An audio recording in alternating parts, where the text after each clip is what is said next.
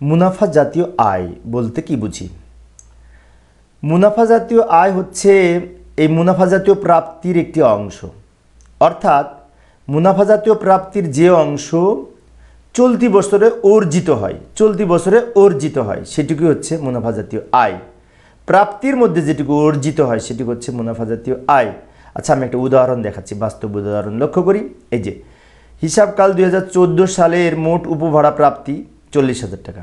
তো এই টোটাল 40,000 টাকা হচ্ছে মূলধন জাতীয় মুনাফা জাতীয় প্রাপ্তি, কিন্তু এর মধ্যে 15 সালের 5,000 টাকা অন্তর্ভুক্ত ছিল। তাহলে এই যে মোট মুনাফা জাতীয় প্রাপ্তি কিন্তু এই 40,000 টাকা প্রাপ্তি, তার মধ্যে মুনাফা জাতীয় আয় হবে এই 5,000 বিয়োগ করে চলতি বছরের জন্য যতটুকু, 40 থেকে 5,000 বিগত বছরের বাদ দিয়ে চলতি বছরের 35,000 টাকা, এটি হচ্ছে মুনাফা জাতীয় আয়। আর মোট 40,000 টাকা মুনাফা জাতীয় প্রাপ্তি।